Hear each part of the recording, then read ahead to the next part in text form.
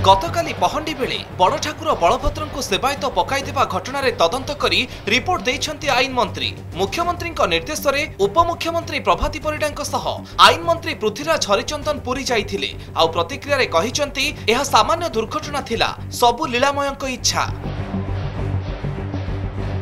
दुई मंत्री प्रतिक्रिया पर प्रबल वर्षिछि बीजेडी। यह अक्षमणीय त्रुटि बोली सांबादिक सम्मेलन करी अभियोग करिसंती भुवनेश्वर मेयर।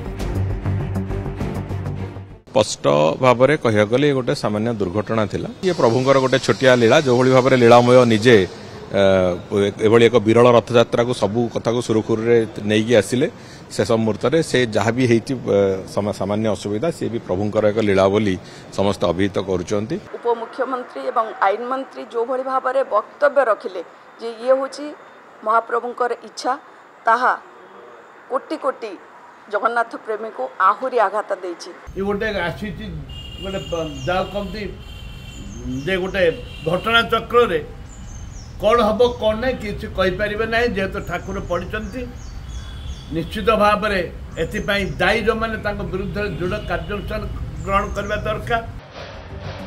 एते बड़ विभ्राट पर आरंभ होइछि दोषल अदालती। वरिष्ठ सेवायत माने नीति विभ्राट ठारू आरंभ करी अनभिज्ञ सेवायतंकु दायी करिसंती।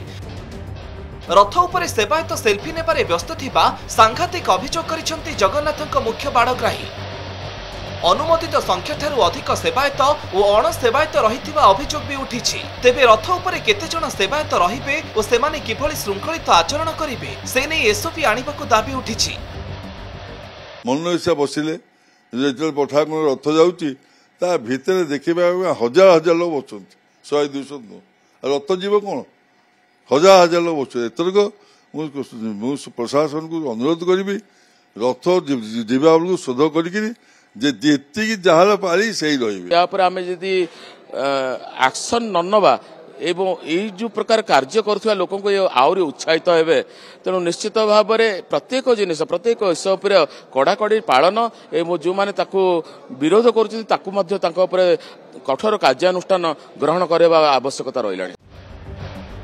गतकाली आड़प पहंडी बेले प्रभु बलभद्र को पकाई देथिले सेवायत।